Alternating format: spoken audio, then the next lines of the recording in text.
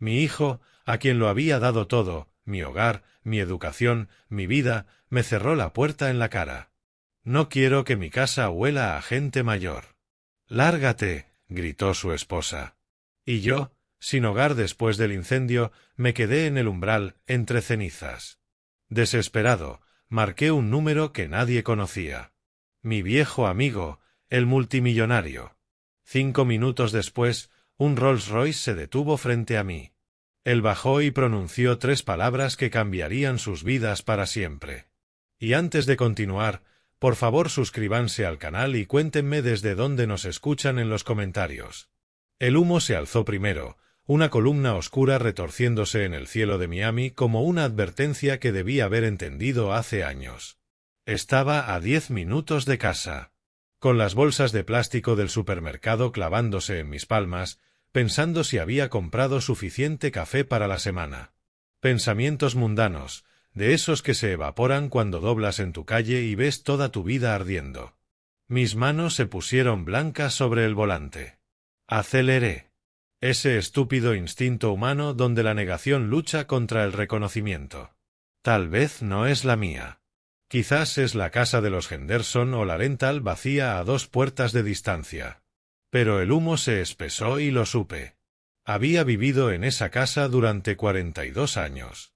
Conocía su silueta incluso a través de las llamas. Cuando llegué a la entrada, el calor me golpeó la cara a través del parabrisas. La mitad frontal de la casa había desaparecido. Solo quedaban fuego, humo negro y el sonido húmedo de algo estructural cediendo. Los vecinos estaban en sus céspedes, grabando con sus teléfonos como si mi catástrofe fuera un espectáculo.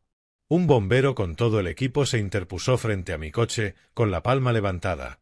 «Señor, no puede entrar ahí. Esa es mi casa». Las palabras salieron ahogadas. «Lo entiendo, pero la estructura está comprometida. Necesito que se mantenga alejado». Salí tambaleándome de todas formas. Di 3 pasos hacia la puerta principal antes de que 2 bomberos me agarraran de los brazos. Eran fuertes. Yo ya no. Los observé rociar agua sobre lo que solía ser mi cocina. La habitación donde le enseñé a James a hacer huevos revueltos cuando tenía 7 años. La habitación donde mi esposa Ellen tomaba su café de la mañana hasta que el cáncer se la llevó hace 15 años. El capitán de bomberos Martínez se acercó. Cubierto de cenizas, simpático en esa manera profesional que les enseñan. «Lo siento, señor Gray. La estructura está comprometida. Incluso si detenemos el fuego ahora, esta casa no se puede salvar. ¿Tiene dónde pasar la noche?» Pensé en la casa de James en Coral Gables, esa construcción estilo español con techo de tejas rojas. La casa donde le entregué un cheque por $120,000 hace 5 años.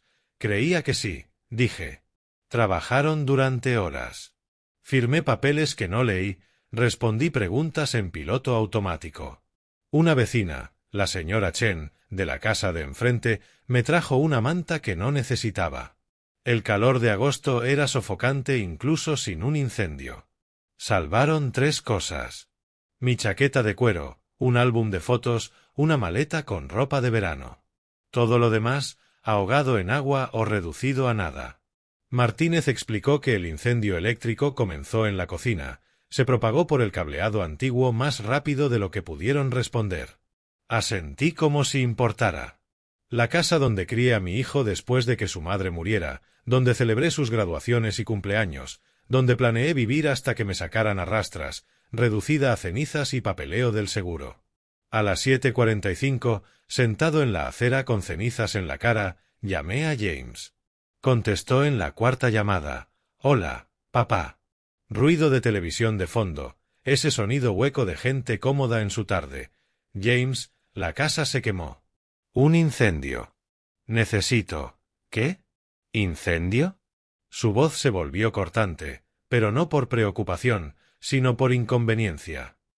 «Papá, estoy procesándolo. Ha sido un día largo. Llámame por la mañana y hablamos. No tengo dónde dormir». Una pausa. Lo escuché respirar, escuché la televisión cambiar de canal. «Hay hoteles, papá. Lo resolvemos mañana. Te lo prometo». Entonces la voz de Jennifer, distante pero clara. ¿Es tu padre otra vez? Estamos cenando. La palabra se atascó como una espina de pescado. Tengo que irme, dijo James rápidamente. Mañana. Adiós. La línea se cortó. Miré fijamente mi teléfono, la pantalla negra que reflejaba mi cara cubierta de hollín. A mi alrededor, los bomberos enrollaban mangueras y documentaban los daños. La furgoneta del investigador llegó. Me metí en mi coche y conduje. El motel en el Boulevard Biscayne tenía un letrero de vacante parpadeante y tarifas que podía pagar sin pensarlo. La recepcionista tendría quizás 25 años, aburrida, luego comprensiva cuando notó las cenizas en mi ropa. ¿Cuántas noches? Solo una. Hice una pausa, la realidad asentándose. En realidad, quizás 2. Todavía no lo sé. Día difícil. Podría decirse eso. La habitación olía a humedad y cigarrillos viejos. El colchón se hundía en el centro. Me senté al borde y abrí mi billetera, sacando las fotos que había guardado durante años. James en su graduación de la escuela de negocios, gorra ladeada, sonrisa genuina. $180.000 en matrícula que pagué vendiendo mi restaurante favorito, el de Ocean Drive con vista al mar. La boda de James y Jennifer, $45.000 por la recepción en el Biltmore porque Jennifer siempre soñó con casarse allí. Un recibo bancario de junio. $50.000 transferidos a la cuenta de James. Expansión del negocio, había dicho. Oportunidad crítica, nuevo espacio de oficinas para su firma de consultoría. Las extendí sobre la cama como pruebas. Luego revisé mi teléfono en busca de mensajes. Nada de James, nada de Jennifer. Deslicé la vista por 6 meses de textos de mi hijo. Cada vez más breves, cada vez más desdeñosos. No puedo hablar ahora. Semana ocupada. Nos vemos pronto. Revisé mi cuenta bancaria. 127.000 en ahorros, 340 en efectivo, 1.200 en la cuenta corriente. El seguro pagaría eventualmente, pero eso tomaba meses. Me lavé las cenizas de la cara y las manos en el pequeño baño. El espejo me mostró a un hombre viejo, 67 años, el rostro marcado por décadas dirigiendo restaurantes, las manos con cicatrices del trabajo en la cocina. ¿Cuándo me convertí en esto? ¿Cuándo mi hijo dejó de verme como algo más que una molestia? Un recuerdo surgió, nítido y claro. El mes pasado, llegué temprano a su casa para la cena del domingo. La ventana de la cocina estaba abierta. Escuché la voz de Jennifer antes de llegar a la puerta. Solo necesitamos que firme todo. Entonces podemos ponerlo en algún sitio. La respuesta de James fue débil. Lo sé. Estoy trabajando en ello. Me quedé allí congelado. Luego volví a mi coche y me senté durante 10 minutos antes de regresar y tocar el timbre, fingiendo que no había escuchado, diciéndome a mí mismo que lo había malinterpretado. Ahora, tumbado en esta cama hundida de motel, mirando las manchas de humedad extendiéndose por el techo como una enfermedad, entendí perfectamente. No dormí. A las 2 de la mañana, todavía miraba fijamente esas manchas. A las 7:30, la alarma de mi teléfono me sacó de una inconsciencia agitada. Me duché, me puse la misma ropa que olía a humo. La maleta que salvaron solo contenía artículos de verano, nada profesional. Revisé mi cuenta bancaria de nuevo, como si los números pudieran haber cambiado. No lo habían hecho. Le envié un mensaje de texto a James: voy para tu casa esta mañana. Necesitamos hablar. Pasaron 20 minutos.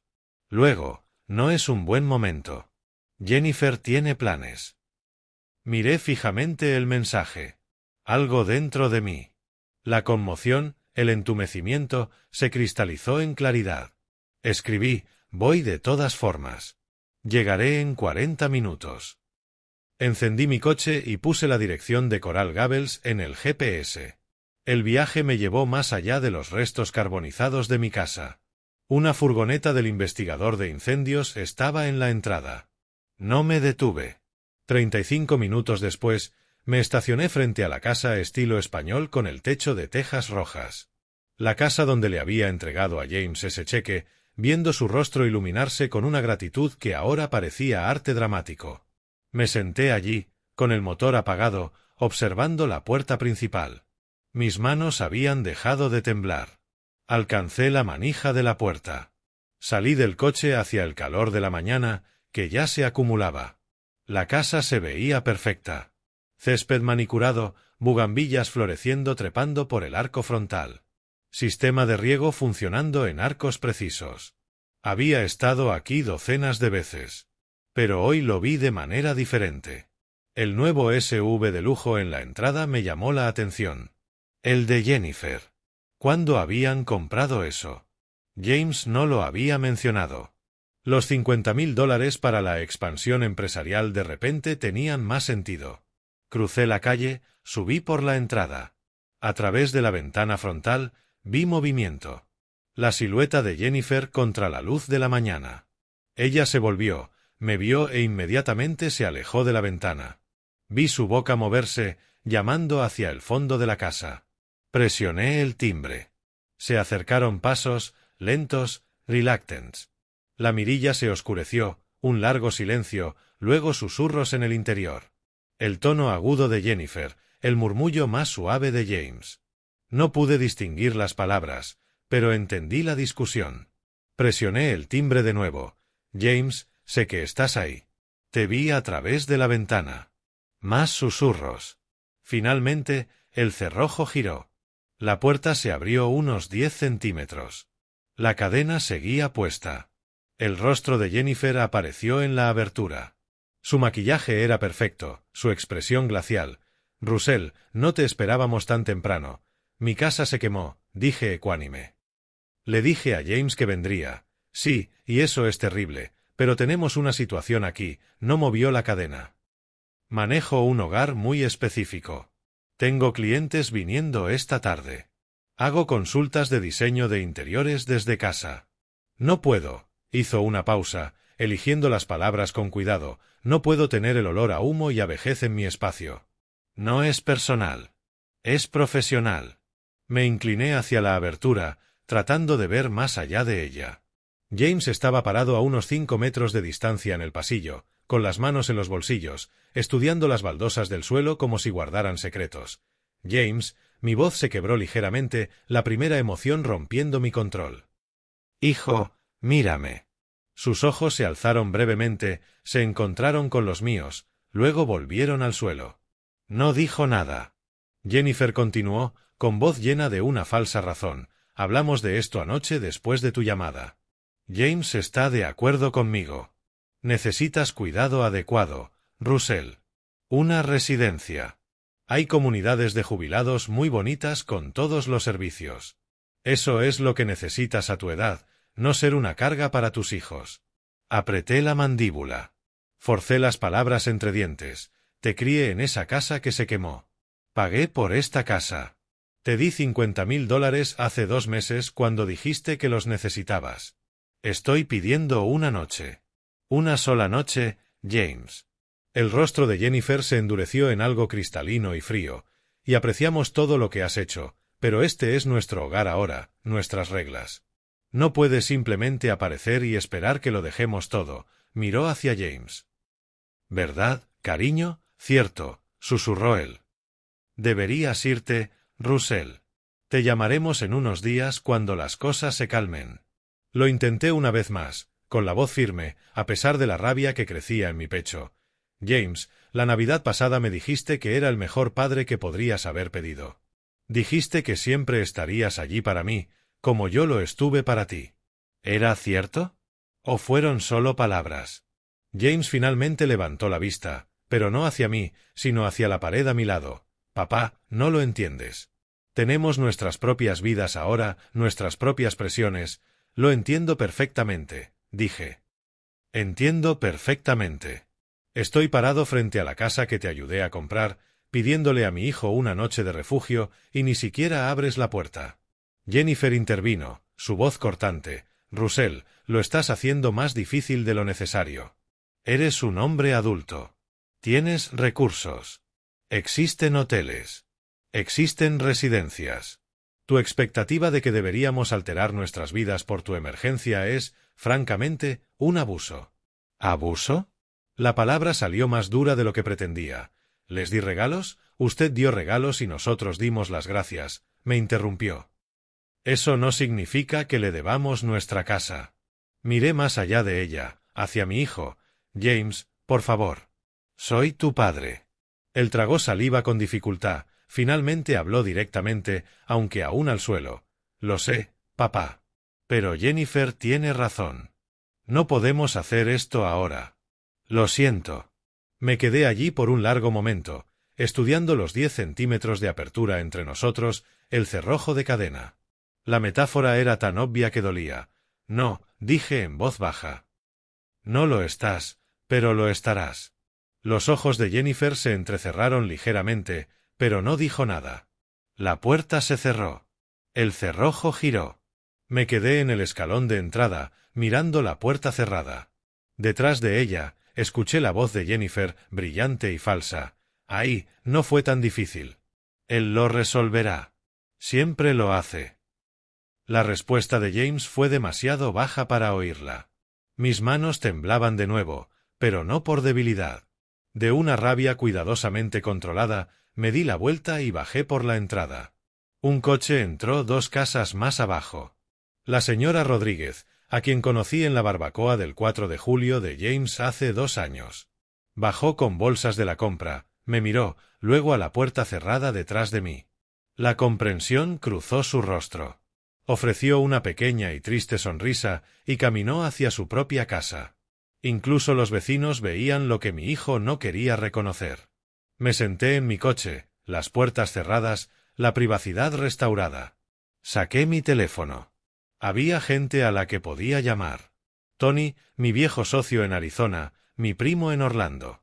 Pero llamarlo significaba admitir que esto había pasado, significaba extender la historia de la crueldad de mi hijo por toda la red familiar. Todavía no. Entonces recordé un número que no había marcado en 15 años. Víctor Carlson. El recuerdo llegó nítido. 1995. Un incendio en la cocina del primer restaurante de Víctor. Lo había sacado del humo antes de que el techo se derrumbara. Mi chaqueta se incendió. Ambos tambaleándonos en la calle, tosiendo. Víctor, entonces solo un empresario en apuros, agarrando mis hombros. Cualquier cosa que necesites, Russell. Lo que sea. Me salvaste la vida. Había perdido el contacto con Víctor después de que su imperio de restaurantes explotara en una cadena nacional, luego vendida por cientos de millones. 15 años de silencio. ¿Funcionaría siquiera el número? Mi pulgar tembló al desplazarme por mis contactos más antiguos. Ahí estaba, Víctor Carlson, número de Miami. Lo miré fijamente. Esto era humillación. Llamar a un hombre con quien no había hablado en más de una década, pidiendo ayuda. Pero, ¿qué opción tenía? Presioné marcar. El teléfono sonó una vez, 2. Mi pecho se oprimió. Hola, la voz era mayor, pero inconfundible. Mi garganta se cerró. Forcé las palabras. Víctor, soy Russell Gray. Yo, sé que ha pasado mucho tiempo, pero, Russell, la voz de Víctor me sacó del abismo. Más madura, curtida por décadas, pero inconfundible. Russell, amigo mío, ¿cuántos años han pasado? ¿15? ¿20? 15, desde su fiesta de jubilación. Aquella en la que vendió su imperio de restaurantes por 300 millones y anunció que se dedicaría a las inversiones. Yo había asistido, orgulloso de su éxito, sin pensar nunca que lo necesitaría así. El silencio se extendió. Entonces su voz bajó, la preocupación inundándolo. ¿Qué pasa? Suena. Dime qué ha pasado. Fue entonces cuando me di cuenta de que estaba llorando. Lágrimas silenciosas corrían por mi rostro, las primeras desde el funeral de Ellen hace 15 años. La sequé bruscamente con la mano libre, me aclaré la garganta. Mi casa se quemó ayer. Todo se perdió. Fui a mi hijo en busca de ayuda, y mi voz se quebró. Ni siquiera me dejó entrar. ¿James hizo qué? La conmoción de Víctor fue genuina. ¿Tu hijo? ¿El chico al que mandaste a Harvard? Ya no un chico, un extraño con una esposa que me llamó una carga. Cuéntamelo todo. Empieza desde el principio. Y así lo hice. Sentado en mi coche frente a la puerta cerrada de mi hijo, le expliqué el incendio, el motel, la llamada telefónica donde James me despidió. Mientras hablaba, los recuerdos afloraron, agudos y dolorosos. Vi a James con 8 años, la mañana después del funeral de Ellen. Su carita mojada de lágrimas, mi promesa susurrada en la oscuridad: yo me encargaré de todo, hijo. Siempre. Lo había dicho en serio. Había vendido la Bella Vista, mi primer restaurante, el que llevaba mi nombre en la puerta, para pagar su educación. $180,000 para que pudiera asistir a la escuela de negocios de Harvard. James, abrazándome en la graduación: haré que te sientas orgulloso, papá. Te lo devolveré multiplicado por 10. La boda, hace 5 años, surgió a continuación. James presentándome a Jennifer. Yo, sintiendo algo depredador en cómo evaluaba mi reloj, mi coche, haciendo preguntas directas sobre mi cartera. Los $45,000 por la recepción en el Hotel Biltmore.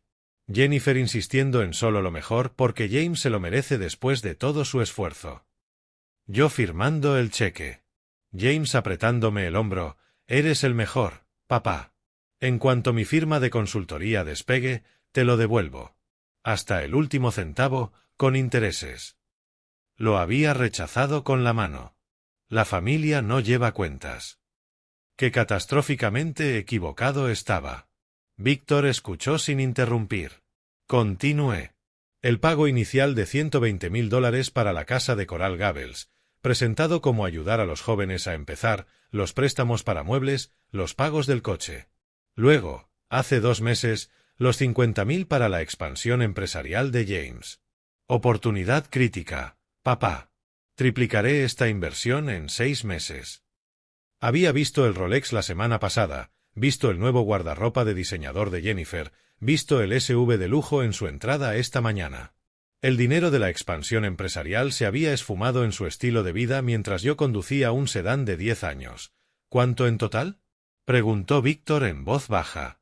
Abrí mi aplicación bancaria, revisé años de transferencias. Más de 400,000, quizás más, dejé de contar. Y él te dio una puerta cerrada y los insultos de su esposa. No quiero venganza, Víctor. Solo quiero... ¿Quieres justicia?, interrumpió. Y la tendrás. Pero primero, necesitas refugio, dignidad y un plan. Voy para allá. Víctor, no tienes que... ¿Dónde estás ahora? Exactamente dónde, sentado en mi coche fuera de la casa de mi hijo. La casa que ayudé a comprar. Acaba de cerrarme la puerta en la cara. La dirección. Dame la dirección. Se la recité. No te muevas. Estoy a 20 minutos. Vamos a arreglar esto, Russell. No la casa. Eso son solo madera y clavos. Vamos a arreglar lo que realmente importa, tu dignidad. La línea se cortó antes de que pudiera responder. Me senté en el silencio, el coche de repente demasiado pequeño. Abrí la puerta, salí, me apoyé en el techo. El calor de Miami presionaba. Otro día abrasador se avecinaba. Las temperaturas subiendo hacia los 30 y tantos grados. Miré la casa de mi hijo.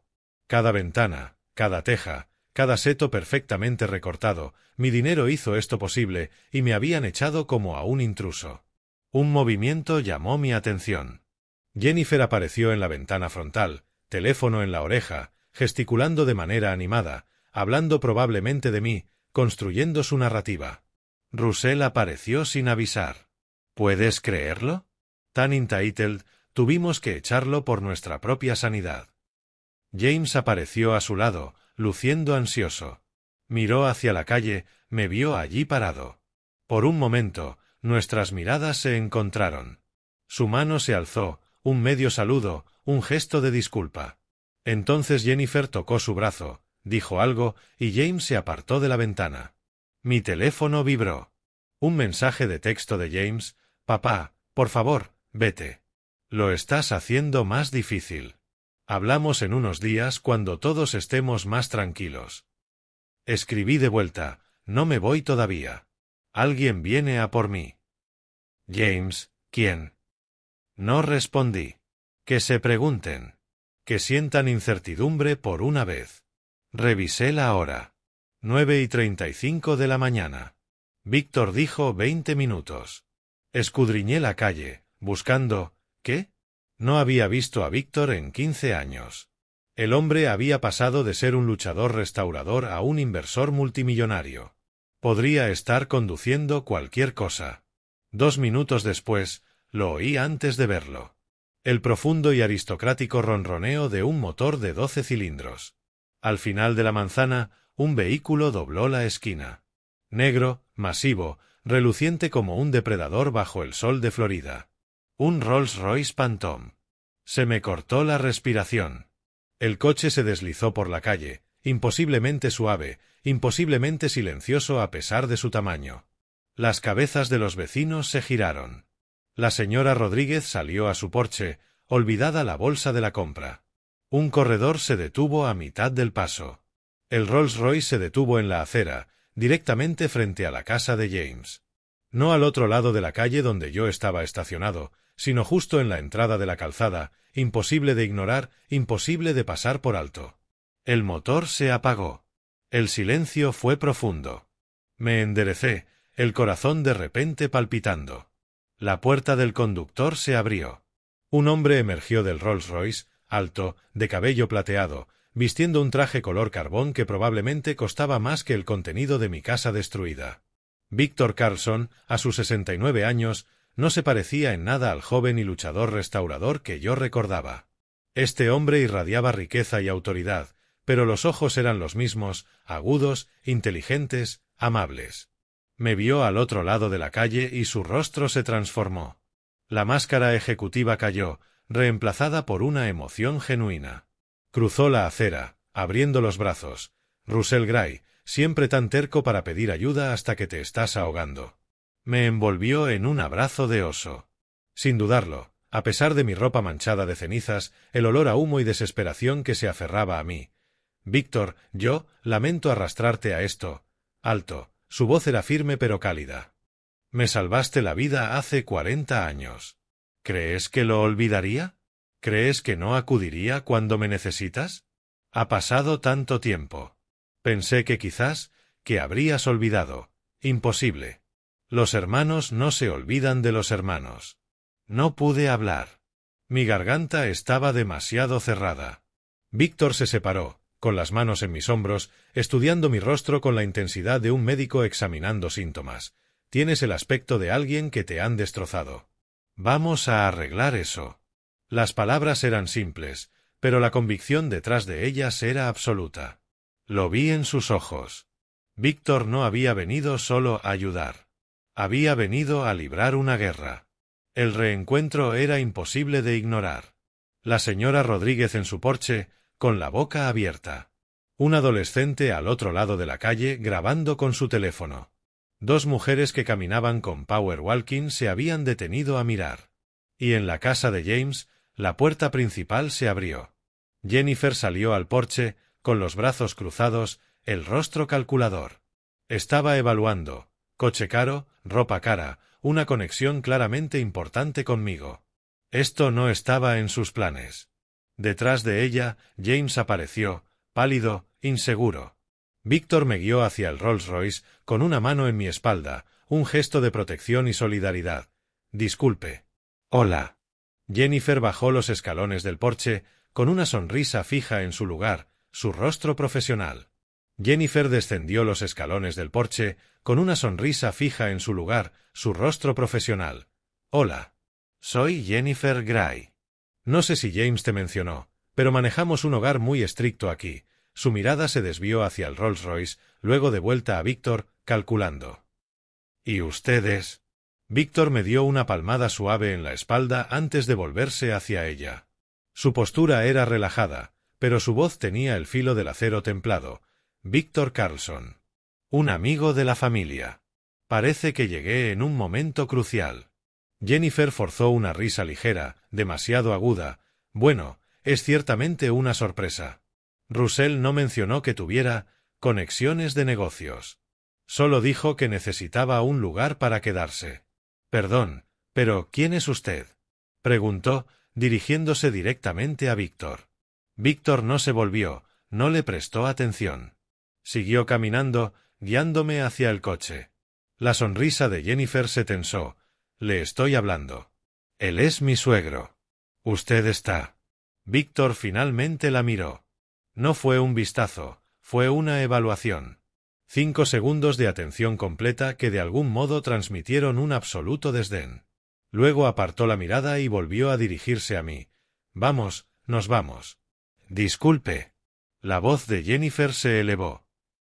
«¿Va a permitir que él simplemente?» Víctor se detuvo, se volvió para enfrentarla por completo. Su voz era gélida, llevándose por el jardín hasta los vecinos que se congregaban, y yo estoy eligiendo no escuchar. «Russell, al coche». Abrió la puerta trasera del Rolls Royce. Interior de cuero color crema, apliques de madera, un aroma a lujo que salía flotando. «¿Vienes conmigo?». No era una pregunta, era una declaración. 3 palabras que lo cambiaron todo. Vacilé, mirando de nuevo a mi hijo. James había bajado los escalones del porche, con la mano alzada. «Papá, espera». «¿Quién es este? ¿Qué está pasando?». Mantuve su mirada, mi voz firme por primera vez desde el incendio. «Este es Víctor Carlson, alguien a quien realmente le importa si tengo un techo sobre mi cabeza». El rostro de James se descompuso. Jennifer le agarró el brazo, susurrándole algo urgente. Atrapé fragmentos. «Averigua quién es ese hombre ahora». Víctor me guió suavemente hacia el interior del coche. El asiento de cuero me aceptó como un abrazo. Cerró la puerta con un golpe sólido y caro, caminó con pasos mesurados hacia el lado del conductor. A través de la ventana, vi a James gritando, su voz desesperada, pero demasiado tarde. «Papá, por favor». «¿Quién es Víctor Carlson? ¿Podemos hablar de esto?». «Tuviste tu oportunidad de hablar», dije, aunque él no podía oírme a través del cristal. «Esta mañana, detrás de una puerta cerrada con llave». El Rolls Royce ronroneó con vida. Al alejarnos de la acera, vi a Jennifer en el espejo lateral, con el teléfono ya en la mano, escribiendo frenéticamente. James simplemente se quedó allí, congelado, viendo desaparecer a su padre. El coche se deslizó por la calle, silencioso y suave. Miré por la ventana trasera como la casa de mi hijo se alejaba. James permaneció en el césped, una estatua del arrepentimiento. Jennifer había desaparecido dentro, sin duda estrategizando. «No mires atrás», dijo Víctor desde el asiento del conductor. El pasado se fue. Nos enfocamos hacia adelante. ¿Adelante hacia dónde? A mi casa. Miami Beach. Vista al mar. Suite de invitados. Privacidad. Y luego hablamos de estrategia. Me moví en el asiento de cuero. ¿Estrategia? La expresión de Víctor se endureció. «No creerás que vine hasta aquí solo para darte una cama, ¿verdad? Vine porque alguien necesita enseñarles una lección a tu hijo y a su esposa. Una lección legal, perfectamente legítima, pero una lección al fin». El coche giró hacia la Main Highway, dirigiéndose al este hacia la playa. A través de las ventanas polarizadas, Miami desfilaba. Palmeras, arquitectura Art Deco, turistas con cámaras. Mi vieja vida quedaba al oeste, detrás de nosotros. «No quiero venganza», dije en voz baja. «Solo quiero justicia», terminó Víctor. «Lo sé. Eso es lo que estoy ofreciendo. No venganza, justicia. Hay una diferencia. ¿Qué clase de justicia?». Su sonrisa era delgada, calculada. La clase legal, la clase financiera, la clase que les haga entender lo que desecharon. Hizo una pausa en un semáforo en rojo, se volvió para mirarme directamente. «¿Cuánto dinero le has dado a James a lo largo de los años?». «En total». Exhalé. «Más de 400.000, quizás cerca de 500 y cuento todo. Y documentación, de los montos principales. Sí. El pago inicial de la casa, la matrícula de la escuela de negocios, los 50.000 más recientes. Bien». El semáforo cambió. El Rolls Royce aceleró suavemente. ¿Eran préstamos o regalos? Los llamé préstamos. James siempre decía que me pagaría, pero nunca lo formalizamos. ¿Mensajes de texto? ¿Correos electrónicos? ¿Cualquier reconocimiento escrito de la deuda? Recordé años de conversaciones. Sí, algunos mensajes de texto. James diciendo, te lo devolveré, te lo prometo. Oh, solo ayúdame con esto, papá. Soy bueno para pagar. Víctor asintió, satisfecho. Entonces tenemos opciones. Lo primero, el lunes por la mañana, visitamos a mi abogado, David Holmes. Se especializa en derecho familiar y planificación patrimonial. Ha manejado situaciones delicadas para mí. Víctor, no quiero destruir a James. Sigue siendo mi hijo. No, convino Víctor. Tú no quieres destruirlo. Quieres educarlo. A veces la gente necesita enfrentar consecuencias para entender lo que tenía. El coche subió el puente hacia Miami Beach. El agua centelleaba abajo. Botes cortando estelas blancas en el azul. Mi teléfono vibró. Un mensaje de texto de James. Papá, por favor llámame. Necesitamos hablar de esto. ¿Quién era ese hombre? Mamá siempre decía que no tenías amigos importantes. Dijo que por eso tus restaurantes nunca se expandieron. ¿De qué más mintió? Miré fijamente el mensaje. Mamá siempre decía. Mi esposa fallecida, muerta hace 15 años, siendo usada para justificar sus suposiciones sobre mi insignificancia. Le mostré el teléfono a Víctor. Lo leyó con la mandíbula apretada. Tu esposa, la madre de James. ¿Cuándo falleció? Hace 15 años. Cáncer. Y James tenía 23 años, recién terminado el pregrado. Los nudillos de Víctor se pusieron blancos sobre el volante, así que ha sido un adulto durante toda su relación con Jennifer. Tomó sus decisiones conscientemente. Miró el teléfono de nuevo. No respondas todavía. Déjalos que se pregunten. La información es poder, Russell. Cuanto menos sepan, menos podrán prepararse. Guardé el teléfono. El Rolls Royce entró en una urbanización cerrada, altos muros, un guardia de seguridad que saludó a Víctor con reconocimiento. Serpenteamos por calles bordeadas de mansiones, cada una más impresionante que la anterior. Aquí, dijo Víctor, entrando en una entrada circular. Hogar. Miré hacia arriba, a una villa mediterránea de 3 pisos, estuco blanco y tejas azules, balcones con vista al mar, parecida a un palacio intimidante. Víctor, no puedo. Sí, puedes. Apagó el motor, vino a abrirme la puerta. Puedes porque no lo estoy preguntando. Lo estoy insistiendo. Ahora, entra. Tenemos planes que hacer. Salí al aire salado y la luz del sol. Detrás de mí, mi vieja vida ardía. Víctor me guió a través de unas puertas dobles hacia un vestíbulo de mármol y luz. La villa desafiaba toda comprensión. Obras de arte originales en las paredes, ventanales de piso a techo con vistas al Atlántico. Un espacio que respiraba riqueza por todos lados. Me sentí pequeño, disminuido, cargando mi chaqueta de cuero y mi única maleta como un refugiado. Por aquí. Víctor me guió escaleras arriba a la suite de invitados. Era más grande que mi sala de estar destruida. Cama king size, baño privado con vista al mar, balcón frente a un agua infinita. Abrió el armario. Había ropa colgada, todavía con etiquetas. Llamé por adelantado. Mi asistente consiguió cosas básicas de tu talla. Ropa, artículos de aseo. Tira lo que no te quede bien. Víctor, esto es demasiado. No puedo aceptar. Su voz era firme pero amable. En 1985 me sacaste de una cocina en llamas. Tuve quemaduras de 2º grado, inhalación de humo. Los médicos dijeron que 5 minutos más y estaría muerto. Eso fue hace 40 años. No me debes una vida te debo mi vida. Todo lo que construí vino después de ese día. Mi cadena, mis inversiones, mi familia. Nada de eso existe si tú no actúas. Así que sí, te debo exactamente esto y más. No pude discutir. Mi garganta estaba demasiado cerrada. Refréscate, dijo. Nos vemos en la terraza en 20 minutos. Necesitamos hablar de estrategia.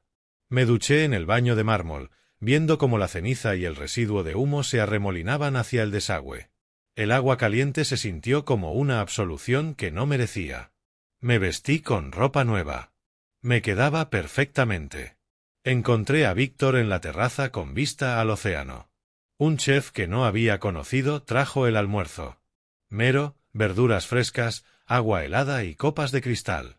Víctor esperó hasta que estuvimos solos para hablar. Cuéntamelo todo. No solo el incendio, todo el patrón. Y así lo hice. Las palabras brotaron.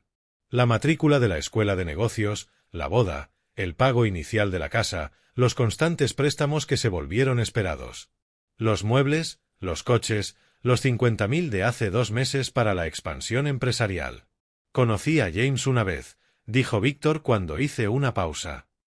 Hace 3 años, esa gala benéfica para el Fondo de Ayuda a Trabajadores de Restaurantes. Tú nos presentaste, ¿recuerdas? Busqué en mi memoria, vagamente. Ustedes dos hablaron.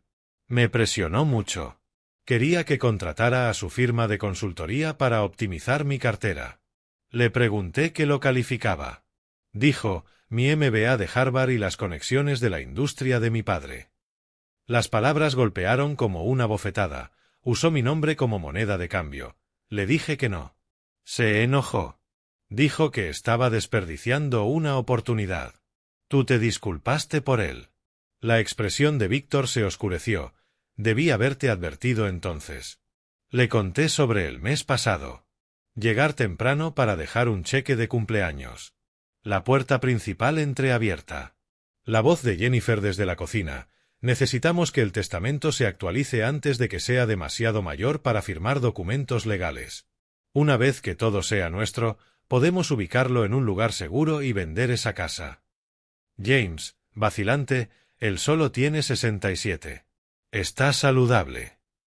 Jennifer, cortante, se está volviendo olvidadizo, tomando malas decisiones. Lo enmarcamos como protección. Me había congelado, con el cheque en la mano, luego me fui silenciosamente, lo dejé en el buzón y me alejé conduciendo. Me dije a mí mismo que lo había malinterpretado. El rostro de Víctor se puso frío. Estaban planeando institucionalizarte y quedarse con todo. Eso no es avaricia, Russell. Eso es abuso de ancianos. Lo entiendes, ¿verdad? Asentí. La realidad se asentó como hielo en mi estómago. Esto es lo que hacemos. El lunes, vemos a mi abogado, David Holmes, el mejor especialista en derecho familiar de Florida. Documentamos todo. Préstamos, promesas, patrones de manipulación. Luego los golpeamos con demandas legales de reembolso. Se inclinó hacia adelante. No venganza, justicia. ¿Y si no pueden pagar? Víctor sonrió sombríamente. Entonces aprenderán cómo se sienten las consecuencias reales. Hizo una llamada, poniéndola en altavoz. Una mujer contestó, Rebecca Stewart, investigaciones. Rebecca, necesito un análisis financiero completo. Respuesta rápida. Proporcionó la información de James y Jennifer. Rebecca no hizo preguntas. Claramente había hecho esto antes. Patrones de gasto, niveles de deuda, verificación de ingresos, análisis de activos. Necesito saber si estas personas son quienes dicen ser. 72 horas, dijo Rebecca. Hazlo en 48. El doble de tu tarifa habitual. Después de colgar, Víctor me miró. El conocimiento es munición. Cargamos el arma antes de apuntar. Se hizo el silencio. Observé a los pelícanos zambullirse más allá de las rompientes. ¿Y si no pueden pagar? Pregunté. 267.000 más intereses. ¿Y si genuinamente no los tienen? Víctor rellenó mi vaso con agua. Entonces ofrecemos condiciones. Plan de pago, garantías, embargo de salarios. David tendrá opciones. Y si se niegan, entonces buscamos recursos legales, gravámenes, incautación de activos si es necesario. Pero gente como James y Jennifer están acostumbrados a manipular mediante la culpa. Cuando se enfrentan a consecuencias legales reales, generalmente se derrumban. Mi teléfono vibró. Otro mensaje de texto de James. El 7º desde que salimos de Coral Gables. Papá, por favor. ¿Quién es Víctor Carlson? ¿Por qué no respondes? Jennifer encontró artículos en línea. Vale cientos de millones. ¿Cómo lo conoces? ¿Por qué nunca lo mencionaste? Necesitamos hablar. Por favor, llama. Se lo mostré a Víctor. Date cuenta de lo que está preguntando. No, ¿estás bien? no lo siento. Solo, ¿cómo conoces a alguien rico? ¿Y por qué no nos lo dijiste? Su voz era fría, ya calculando cómo explotarlo. Quizás estoy siendo demasiado duro. Léelo de nuevo. Realmente léelo. Lo hice. Ni una palabra de disculpa. Ni una expresión de preocupación por mi bienestar. Solo preguntas sobre la riqueza de Víctor. Está entrando en pánico, observó Víctor. Se están dando cuenta de que juzgaron mal la situación. Bien. Que entren en pánico. Dejé el teléfono boca abajo. Debería responder, eventualmente, pero no hoy. Hoy descansas. Mañana planeamos. El lunes atacamos. El teléfono de Víctor sonó. Lo revisó, las cejas arqueándose. Rebecca trabaja rápido. Hallazgos preliminares ya. Abrió el correo electrónico, luego giró su teléfono para que yo pudiera ver. Línea de asunto, análisis financiero Gray. Informe inicial. Los puntos principales hicieron que mi estómago se hundiera. Deuda de tarjetas de crédito, $87.340 en 7 tarjetas. Estado de la hipoteca, 2 meses de atraso en los pagos. Ingresos comerciales, James Gray Consulting bajaron un 64% interanual. Compras de lujo recientes, $3.150 en los últimos 90 días. Insolvencia proyectada, 4 a 6 meses sin una inyección importante de capital. Los 50.000 que le di, dije en voz baja, para la expansión empresarial, fueron directo a pagar deudas y alimentar su estilo de vida, terminó Víctor. Están en una espiral de muerte, Russell. Te necesitaban no como familia, sino como un salvavidas financiero. Cuando te volviste inconveniente, sin hogar, necesitando ayuda en lugar de darla, te volviste desechable. Desechable. Exactamente lo que había sentido fuera de esa puerta cerrada. Mi teléfono vibró. James llamando ahora, no contestes, dijo Víctor. Todavía no. El lunes, después de que presentemos la carta de demanda, toma sus llamadas. Déjalo que se explique mientras mira fijamente las consecuencias legales. El teléfono dejó de sonar. 30 segundos después, apareció una notificación de buzón de voz. Víctor se puso de pie. Tengo llamadas que hacer. David necesita información antes del lunes. Siéntete como en casa. Y, Russell, esperó hasta que encontré su mirada. Estás a salvo aquí. Pase lo que pase después, estás protegido. Recuérdalo. Entró, dejándome solo en la terraza. Me senté escuchando las olas, sintiendo el sol calentar mi rostro. Por primera vez en 36 horas, no tenía miedo, solo calma, la calma que precede a la tormenta. Cogí mi teléfono y presioné reproducir en el buzón de voz de James. La voz de James salió, cuidadosamente modulada. Preocupación mezclada con dolor. Papá, soy yo. Sé que estás enojado. Tienes todo el derecho a estarlo. Jennifer y yo hablamos y nos dimos cuenta de que manejamos mal lo de ayer. Muy mal. Pero esta persona, Víctor, papá, lo busqué. Es increíblemente rico y tú nunca lo mencionaste. Eso duele. Me hace preguntarme qué más no nos has contado. ¿Estás siendo influenciado por alguien con motivos ocultos? ¿Alguien que no conoce nuestra historia familiar? Por favor, hablemos antes de que hagas algo precipitado. Te amo, papá. Llámame. Lo reproduje 2 veces, escuchando lo que Víctor había oído. No disculpa, sino manipulación y desvío. El fin de semana pasó en una tensión productiva. El sábado por la tarde, Rebecca envió hallazgos actualizados. Las tarjetas de crédito de Jennifer al límite en una renovación de cocina, $48.000. Guardarropa de diseñador, $19.000. Vacaciones de lujo en Turks y Caicos, $12.000. Todo en los últimos 3 meses. Todo mientras alegaban estrés financiero. El domingo, Víctor y yo nos reunimos con David Holmes en su oficina. Sesión especial de domingo. La influencia de Víctor abría puertas incluso los fines de semana. David era preciso. Cincuentón, cabello plateado como Víctor, pero más delgado. Revisó la evidencia metódicamente. Acuerdos de préstamo vía mensajes de texto, transferencias bancarias, patrones de promesas incumplidas. Los mensajes de texto son un claro reconocimiento de la deuda, dijo. Te pagaré, repetido a lo largo de 5 años, establece un patrón y una intención. Pero somos familia, dije. ¿Un juez realmente hará cumplir esto? La familia no exime a las personas de los contratos. Es más, aprovecharse de la confianza familiar hace el caso más sólido. David tomó notas. Tienes fundamento, evidencia y daños claros. Redactó la carta de demanda, calculando la deuda total en $267.000 de principal más un interés anual del 6% durante 5 años. Un lenguaje clínico devastador en su precisión. Firmé la autorización. Mi mano no tembló. El lunes por la mañana a las 9, un mensajero legal tocó el timbre de la casa de James. Jennifer firmó el acuse de recibo de la carta certificada. Su mano tembló al ver Holmes and Associates, abogados en la dirección del remitente. Me la imaginé rompiendo el sobre. Víctor me había dado una copia, una lista detallada de los préstamos, fechas, montos, cálculos de intereses, suma total adeudada, plazo de 30 días, consecuencias del impago, juicio, gravámenes, embargo de salario. Al fondo, la firma de David Holmes y la mía. A las 11:30, mi teléfono estalló con llamadas. Estaba preparado, sentado en el estudio de Víctor, con Víctor a mi lado, el altavoz listo. Contesté en la 5ª llamada. Papá, ¿qué es esto? ¿Un abogado?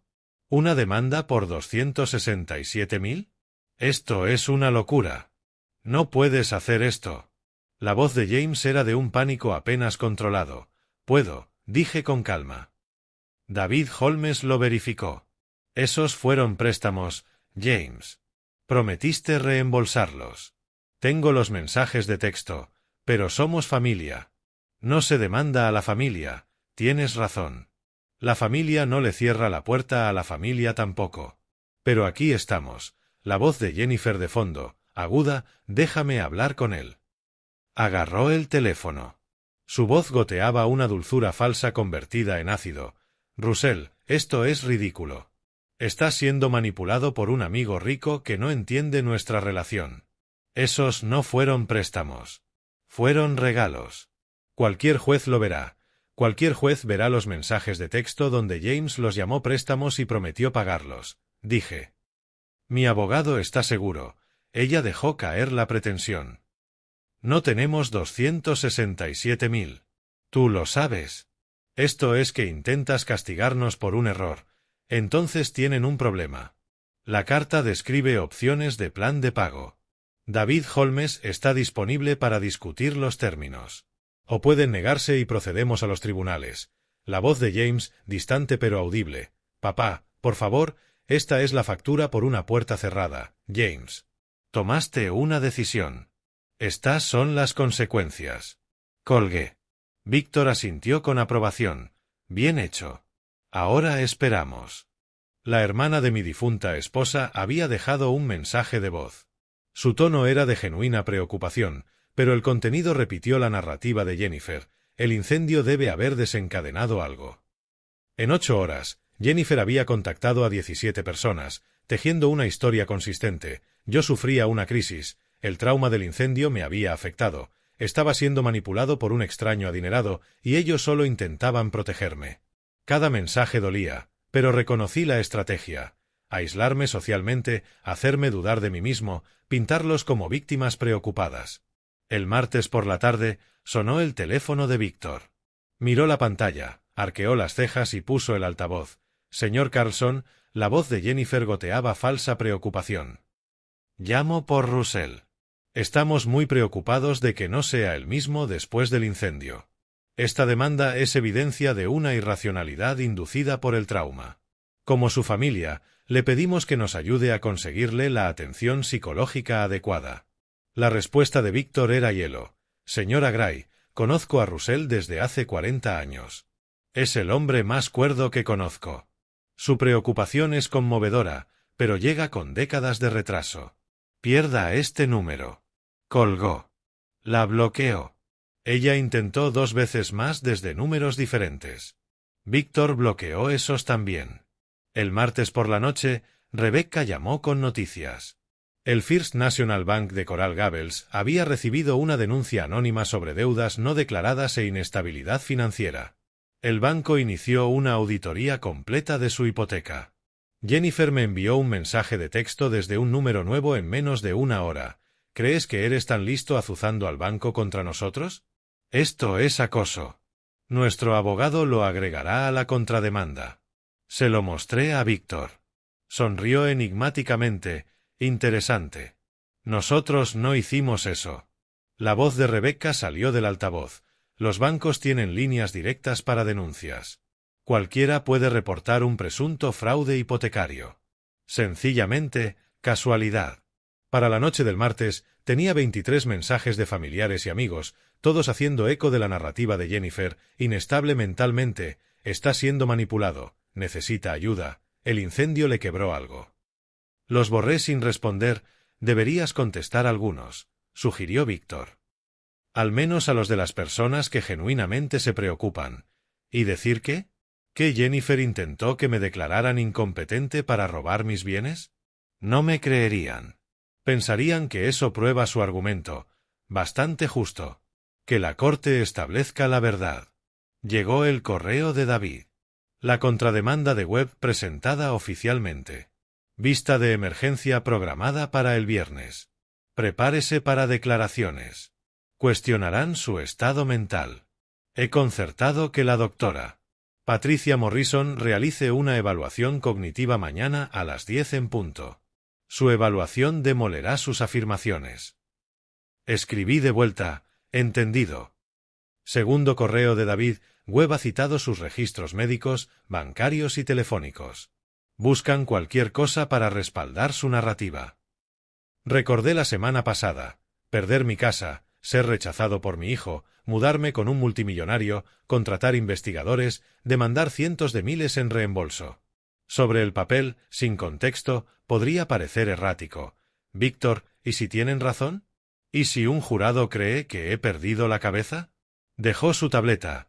Entonces les mostramos el contexto. Los mensajes de texto sobre la curatela, la explotación financiera, la puerta cerrada. Les mostramos a un hombre que finalmente abrió los ojos. Rebecca llamó a las 9 de la noche. James visitó a 3 amigos hoy. Compañeros de la universidad, todos empresarios exitosos. Todos le negaron préstamos. ¿Cómo lo sabes? Lenguaje corporal cuando se fue. Hombros caídos, cabeza gacha, postura clásica de rechazo. Además, tengo un contacto que conoce a la esposa de Thomas Wright. Ella confirmó que James intentó pedir prestada una cantidad ridícula. Y Thomas dijo, cualquiera tan desesperado es una mala inversión. Sentí algo, no satisfacción, sino validación. Las acciones tienen consecuencias. La hermana de Jennifer, Diane, publicó en Facebook, continuó Rebecca. A veces aprendes quién es tu verdadera familia cuando las cosas se ponen difíciles. Decepcionada, se queda corto. Ya se está arrepintiendo del préstamo. Después de que Rebecca colgó, Víctor sirvió bourbon. Bebe. Te lo has ganado. Acepté, pero no bebí. Se están desmoronando. Lo están. Una parte de mí se siente responsable. Como si los estuviera destruyendo. No, la voz de Víctor era firme. Ellos se destruyeron a sí mismos. Tú solo estás retirando tu apoyo de su autodestrucción. Hay una diferencia. Mi teléfono vibró. Mensaje de texto de un número desconocido. Papá, soy James. Jennifer me quitó el teléfono otra vez. No sé qué hacer. Todo se está desmoronando. Nuestro abogado dice que podríamos perder. Los amigos no ayudan. Mamá se sentiría avergonzada de lo que me he convertido. Yo estoy avergonzado. Pero no sé cómo arreglarlo. Jennifer dice que tenemos que luchar contra ti o perderlo todo. Pero luchar contra ti se siente como perderlo todo de todos modos. Estoy tan cansado, papá. Lo leí 2 veces. La desesperación era palpable. Entonces recordé, no quiero que huela a vejez en mi casa. Se lo mostré a Víctor. ¿Qué quieres hacer? Escribí, James, estás cansado porque estás librando la batalla incorrecta. Deja de luchar contra mí y comienza a luchar contra la persona que te metió en este lío.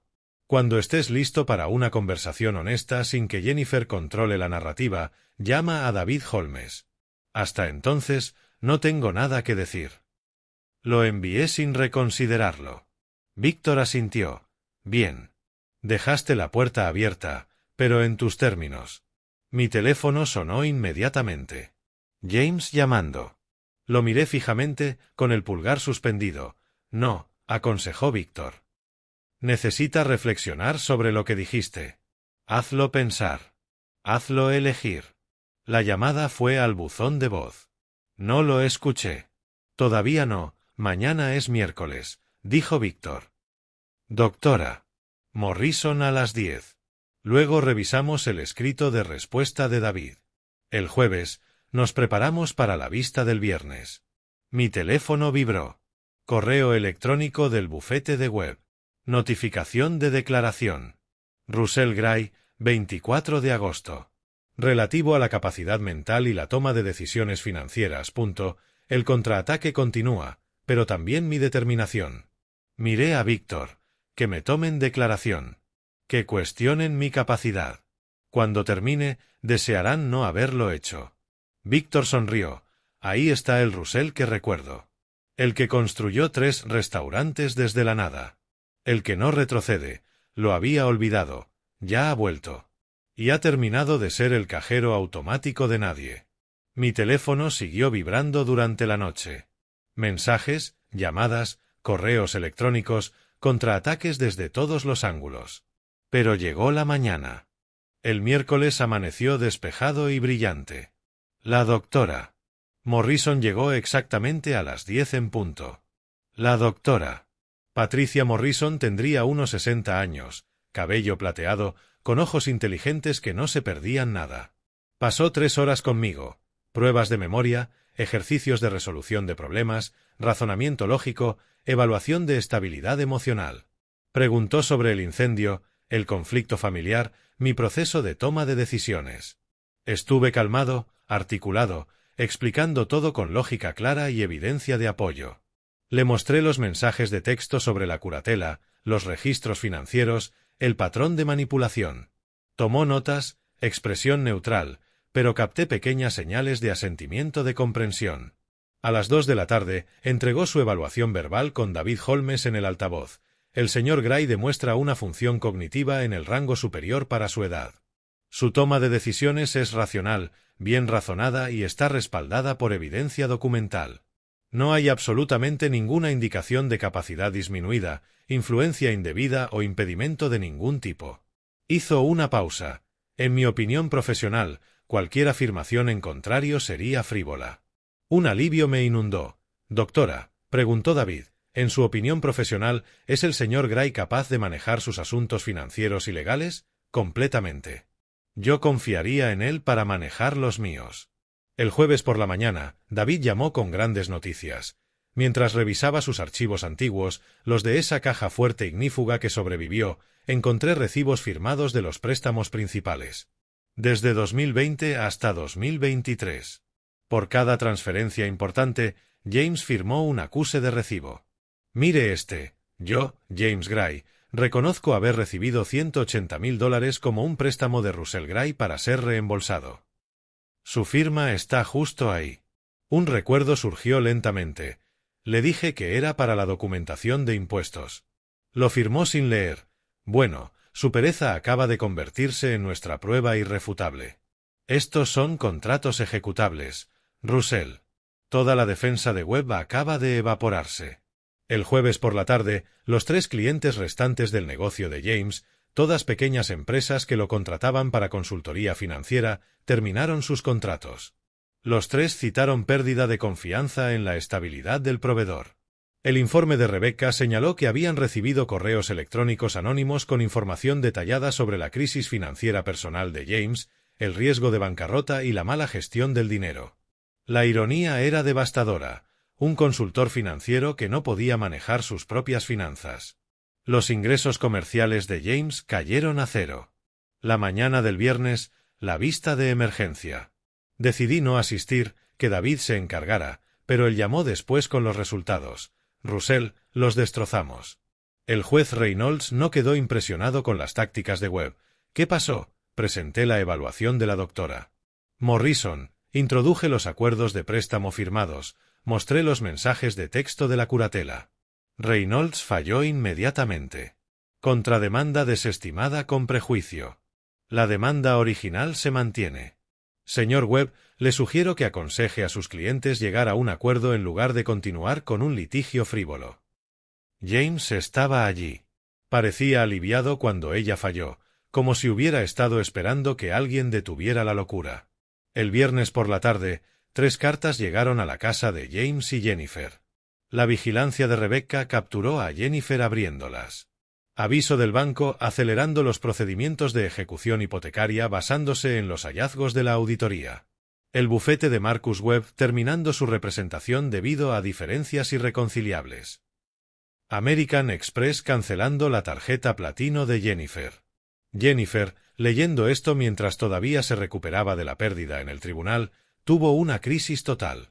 El informe de Rebecca la describió en el suelo de la cocina, rodeada de cartas, llorando. Por primera vez, James vio la situación con claridad. Estaban arruinados, y yo no lo había causado. Ellos lo hicieron. El viernes por la noche, me senté en la terraza de Víctor viendo cómo el atardecer pintaba el océano de cobre y oro. Mi teléfono permaneció en silencio por primera vez en días. Víctor se unió a mí con vino. David llamó. Webb se retiró oficialmente. No tienen representación legal. Pueden representarse a sí mismos contra David Holmes, serían masacrados. David cree que intentarán llegar a un acuerdo la próxima semana, por cuanto, lo que puedan reunir. La casa está en números rojos. El negocio está muerto. Sus activos ascienden a quizás 40.000 en capital. Hice cálculos.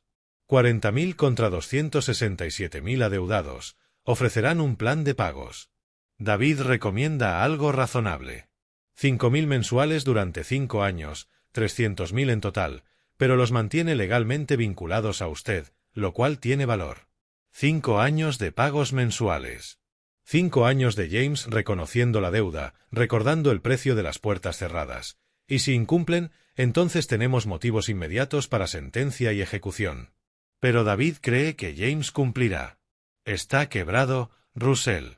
Mi teléfono vibró. Mensaje de texto de James. Papá, necesito hablar. Sin abogados. Solo tú y yo. Por favor. Sé que no lo merezco, pero por favor. Se lo mostré a Víctor. Tu decisión. Escribí, domingo, 2 de la tarde, Bayfront Park. Solo. Respuesta inmediata. Gracias. Estaré allí solo. Lo prometo. Víctor arqueó una ceja. Lugar público. Inteligente. ¿Me quieres cerca? En el estacionamiento, por si acaso. Hecho. Llenó mi copa. Sabes que va a suplicar clemencia. Probablemente. ¿Qué le dirás? Pensé en esto. ¿Qué quería? ¿Una disculpa? ¿Un reconocimiento? ¿Remordimiento? Todavía no lo sé, pero sé lo que no diré. ¿Qué es eso? Está bien. Porque no está bien. Nunca estará bien. Pero quizás pueda ser reconocido, abordado y, eventualmente, superado. Perdón, comprensión de lo que pasó y por qué. El perdón viene después, si es que llega. Mi teléfono sonó. Número desconocido. ¿Russell Gray? Sí, soy Sandra Chen, del Miami Herald. Estoy trabajando en una historia sobre abuso financiero a ancianos. Alguien me envió documentos sobre su caso. ¿Estaría dispuesto a comentar? Miré a Víctor, quien se encogió de hombros, demasiado inocente. Señorita Chen, no me interesa la publicidad. Esto es privado. Lo entiendo, pero con su permiso, nos gustaría publicarlo de forma anónima. Empresario de Miami se recupera de la explotación de su hijo adulto. Podría ayudar a otros a reconocer las señales de advertencia. Anónimo. Advertir a otros. Convertir el dolor en un propósito. Si lo mantiene anónimo y se centra en la educación, lo consideraré. Deme su correo electrónico. Le enviaré el contacto de mi abogado. Después de que colgó, miré a Víctor. Tú le enviaste esos documentos. Rebecca podría haberlo hecho, hipotéticamente, a través de intermediarios. ¿Por qué? Porque esto te pasó a ti y puedes luchar. ¿Cuántos otros no pueden? Quizás tu historia ayude a alguien más a reconocer el patrón. Mi humillación privada hecha pública, incluso anónimamente, para servir a un bien mayor. Adviérteme la próxima vez. ¿Dónde está la diversión en eso? Además, David lo aprobó. La publicidad ejerce presión para que lleguen a un acuerdo rápidamente. Mi teléfono vibró. Mensaje de texto de un número que no reconocía. Señor Gray, soy Diane Warren, la hermana de Jennifer. Les presté dinero para su abogado. Él acaba de renunciar. No pueden pagarme. ¿Desperdicié $15,000 habilitando su manipulación? Me siento enferma. ¿Podemos hablar? Incluso la familia de Jennifer se estaba volviendo en su contra. Escribí de vuelta. Lunes, oficina de mi abogado. Traiga documentación. Podemos ayudarnos mutuamente. Porque si la propia hermana de Jennifer testificaba sobre su desesperación, el caso sería irrefutable. Dejé mi teléfono y cogí mi vino. Mañana era sábado. El domingo enfrentaría a mi hijo. El lunes, la historia de los medios podría estallar. La próxima semana, negociaciones de acuerdo. Las ruedas de la justicia, una vez puestas en movimiento, eran implacables. Y Russell Gray, el hombre que pasó décadas siendo demasiado generoso, demasiado confiado, demasiado indulgente, ese hombre se había ido. En su lugar, alguien más fuerte, más sabio, irrompible. Por la justicia, dijo Víctor, alzando su copa. Toqué la mía con la suya. Por la justicia. Y lo dije en serio. El sábado por la tarde pasó en tranquila contemplación. El domingo llegó brillante y despejado, el tipo de día de Miami que los turistas fotografían y los lugareños ignoran. Conduje hasta Bayfront Park a la 1:45. Víctor me seguía en su propio coche, manteniendo la distancia pero quedándose cerca. El parque bullía con multitudes del fin de semana, familias, corredores, turistas alimentando palomas. Elegí un banco frente al agua, lejos del tráfico peatonal. Exactamente a las 2 de la tarde, James apareció. Se veía terrible, sin afeitar, con la ropa arrugada, al menos 9 kilos más delgado que hacía 2 semanas. Caminaba como alguien que había olvidado cómo sostenerse, hombros encorvados, ojos bajos. Se sentó sin pedir permiso, manteniendo la distancia entre nosotros. Papá, su voz se quebró. Gracias por verme. No dije nada, solo esperé. Sé que no tengo derecho a pedir nada. Solo necesitaba verte, para decir que lo siento. ¿Perdón por qué parte? Mantuve mi voz nivelada. ¿Por cerrar la puerta? ¿Por tomar mi dinero durante 20 años? ¿Por planear que me declararan incompetente? Sé específico, James. Esa tarde llegó una tarjeta. Feliz cumpleaños, papá. Gracias por no rendirte conmigo. Me estoy convirtiendo en la persona que siempre creíste que podía ser. Aún no era el perdón, pero era esperanza. Más tarde, solo en mi apartamento, me paré en el balcón mirando el horizonte de Miami. Russell Gray, 68 años, sobreviviente de un incendio, buscador de justicia, dueño de su propio futuro. El incendio se llevó mi casa. Mi hijo se llevó mi confianza, pero ninguno se llevó mi dignidad. Yo mismo la reconstruí. 3 meses después, James llamó. Me ascendieron. A gerente general. ¿Podríamos tomar un café algún día? He cumplido cada condición. No pido perdón, solo una conversación. 3 meses de cumplimiento constante. Está bien. El próximo sábado, Bayfront Park. Después de colgar, sentí algo nuevo. Posibilidad. Tal vez mi hijo se esté convirtiendo en alguien diferente. O tal vez no. Solo el tiempo lo dirá.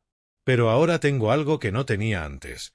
La fuerza para alejarme si es necesario y la sabiduría para reconocer un cambio genuino si aparece. Esa fuerza, esa sabiduría, valen más que cualquier casa, cualquier dinero, cualquier relación basada en la obligación y no en el respeto. Mi nueva vida continuó, estable, con propósito, libre. El incendio destruyó una casa, pero forjó a un hombre más fuerte. A veces, la destrucción es solo una transformación disfrazada. Si te gustó esta historia, Por favor dale me gusta a este vídeo, suscríbete al canal y comparte tus impresiones en los comentarios. Para escuchar la siguiente historia, haz clic en el recuadro de la izquierda. Gracias por vernos.